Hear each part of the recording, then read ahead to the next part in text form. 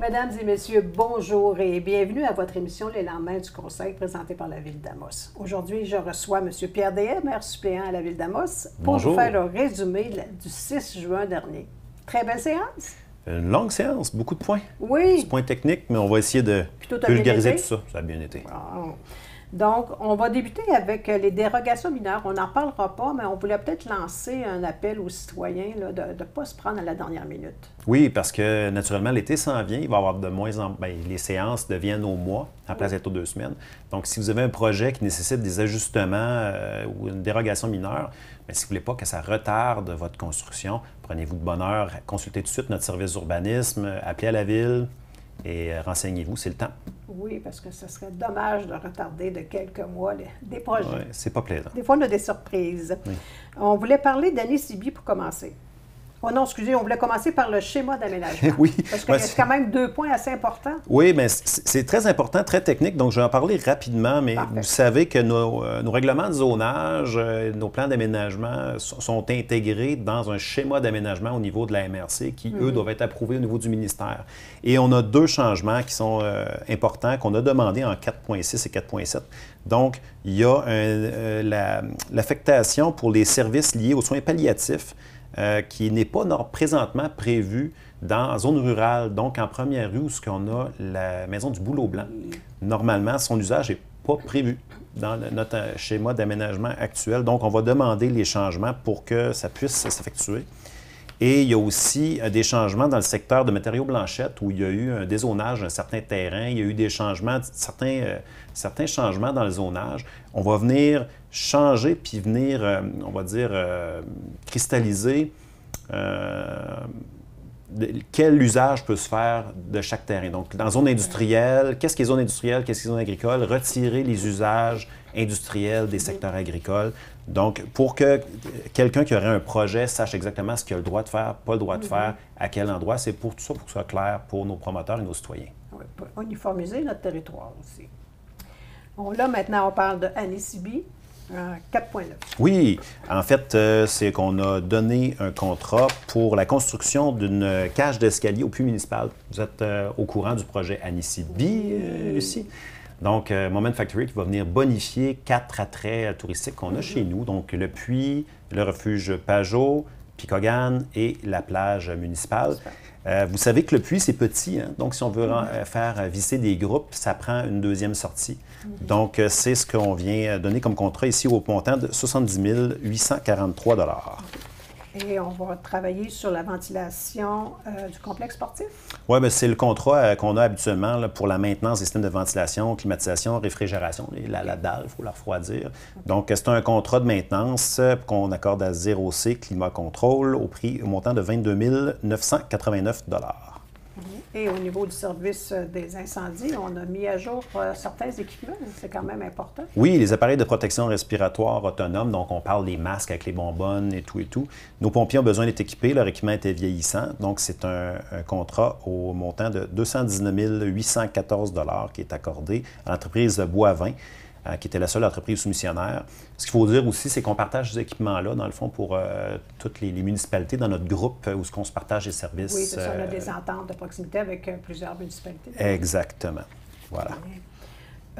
Au niveau de certaines entreprises, on peut offrir certains crédits de taxes? Bien oui. Des aides financières, des crédits de taxes, je ne sais pas trop. C'est un crédit de taxe. Okay. En 4.12, c'est une demande d'aide financière de Hydraulique JMPE. Qui a fait un agrandissement en 2019 et 2020, là, une approximation de 400 000 $, peut-être que c'est plus maintenant. Ils ont complété leurs travaux et ils demandent d'avoir le crédit de taxe. Pour le bénéfice de tout le monde, le crédit de taxe est accordé sur l'agrandissement. Donc, si tu avais un bâtiment d'une valeur de, mettons, on dit un chiffre, 400 000 et qu'on agrandit d'un autre 400 000, le montant de taxe que l'entreprise payait ne change pas pour le bâtiment qu'il avait. Mais il va y avoir un crédit pour une portion des taxes de la différence, donc de l'agrandissement. Et j'encourage toutes les autres entreprises là, qui auraient des projets d'agrandissement à les mettre en branle, puis nous contacter à la Ville d'Amos. Oui, le service de développement économique vont pouvoir répondre à leurs interrogations. Exact, savoir s'ils sont admissibles. On est toujours très heureux d'accueillir le développement à Amos. Et on voulait parler de garderie. Est-ce que c'est un sujet à la mode? Oui. Mais quand on a des bonnes nouvelles, on aime ça les partager aussi. Bien, vous savez que si on veut être capable d'être attractif, on a besoin de travailleurs, on a besoin de main-d'œuvre. Oui. Ça prend pas juste des travailleurs, ça prend aussi du logement et ça prend aussi des garderies. Bonne nouvelle, on s'est fait accorder 80 places à Amos. Par contre, il faut trouver un terrain. La Ville d'Amos s'est engagée à donner un terrain au CPE des Petits-Élans pour être capable de construire. Donc, ce qu'on va faire, c'est qu'on va acquérir 2 terrains de promoteurs dans le secteur de l'agrandissement d'Amos-Est qui est projeté. Okay. Il y a des terrains qui appartiennent à la Ville, d'autres à certains promoteurs. Donc, on aurait pu faire des échanges de terrains. Dans ce cas-ci, on a choisi d'acheter 2 terrains. C'est un montant d'environ 75 000 Je ne sais pas le chiffre ici sous la main. Donc, on va acquérir les terrains et les céder au CPE pour avoir une garderie qui va être, comme on disait, dans le nouveau quartier, la nouvelle extension d'Amos-Est qu'on prévoit, là, dans la direction de Saint-Maurice. Donc, on est très, très heureux et on espère que le projet va se réaliser rapidement. Oui. Et c'est pas la première fois qu'on fait ça. C'est pour des terrains, donc on continue dans le même domaine et pour attirer, justement. Il va y avoir de très beaux projets. On l'espère. Vous avez déposé le rapport de la situation financière 2021. Oui. Positif. Ça va très bien. D'ailleurs, en fait, j'invite les citoyens, s'ils veulent le consulter, le document complet, il va être sur le site Internet de la Ville sous peu, dans les prochaines journées, je suppose. Fait que surveillez le site d'Amos. Grosso modo, là, on a eu des revenus de 42 186 000 et des dépenses de 41 483 000, un excédent budgétaire de 702 000. Il y a eu plein de travaux qui ont été faits. Il y a eu les rues des Chênes, des Érables, des Certes, des Ormes. Il y a eu un camion de pompiers d'acheter, des véhicules. Vous allez tout trouver ça, nos comptes de dépenses, savoir comment vos taxes sont dépensées à Ville d'Amos, comment qu'on investit et comment qu'on garde la maison en ordre. Donc, j'invite tout le monde à consulter le document si ça les intéresse. Il va être sur le site de la Ville. Parfait. S'ils ont des questions, bien, ils peuvent venir vous rencontrer aux séances du conseil. Ça nous fait toujours plaisir d'avoir des visites. Oui, je le sais que vous aimez ça. Au niveau des luminaires de rue, vous voulez uniformiser l'éclairage. Oui, la Fédération québécoise des municipalités, la FQM, a fait un appel d'offres groupé il y a quelques années, je pense que c'était en 2020. Pour les municipalités qui souhaiteraient remplacer l'ensemble de leurs luminaires de rue. Et puis, on a adhéré à l'appel d'offres. Et maintenant, ce qu'on a adopté hier, c'est de signer le contrat avec quelques addendas pour faire quelques correctifs par rapport à ce qu'on pensait faire au départ.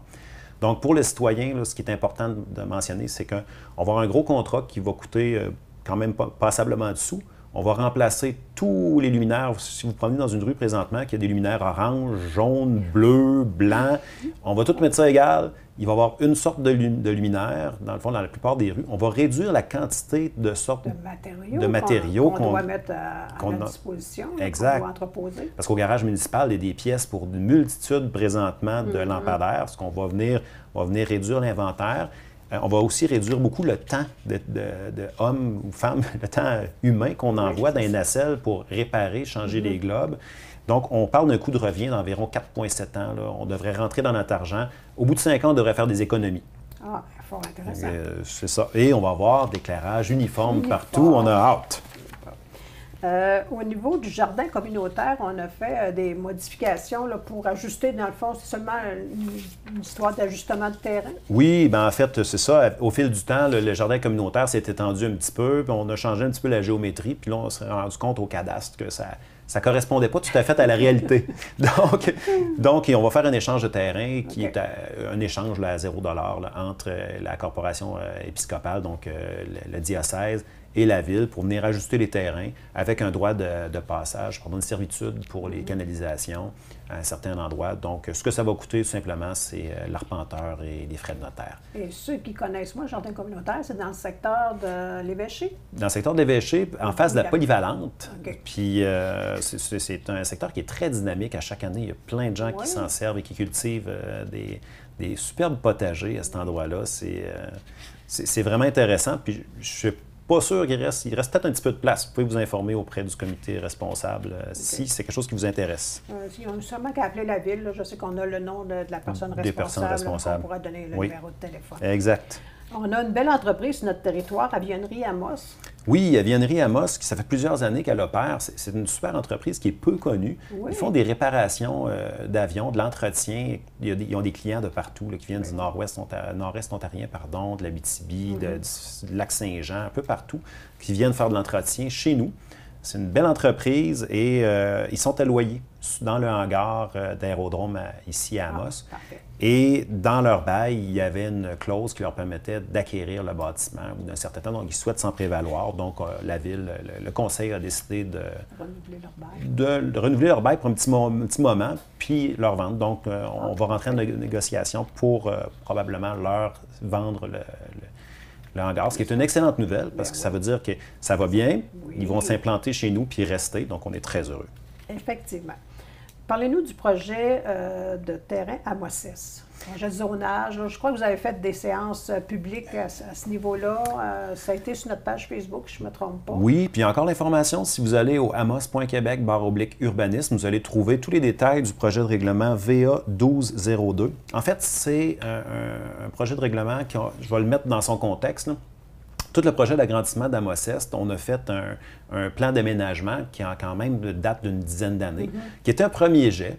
Puis là, puisqu'on arrive maintenant à développer une première phase 1, là, ce qu'on souhaite, on souhaite aller en appel d'offres, je pense, cette semaine, pour commencer les travaux, on veut construire des rues, bien, c'est nécessaire maintenant de préciser, là, tu sais, sont où exactement les rues, quelle largeur, quelle affectation qu'on va lui donner, c'est quel zonage qu'on veut lui faire. Quel type d'habitation on va mettre sur ce secteur-là. Exactement. Donc, puisqu'on arrive là, bien là, on vient le peaufiner.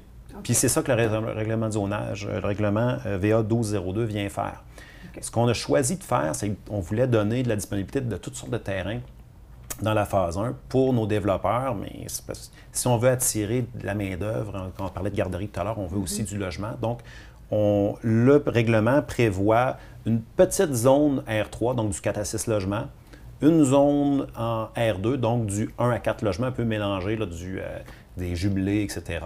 Et une zone R1, qui est, j'ai dit R1 tantôt, R2, qui était du mélangé, et une zone R1, qui est du unifamilial. Donc, il va y en avoir pour tous les goûts. Si vous voulez être dans une rue résidentielle avec du unifamilial, il va y avoir un secteur pour ça. Il va y avoir un secteur pour du jumelé, puis du locatif, puis des secteurs pour un petit bloc.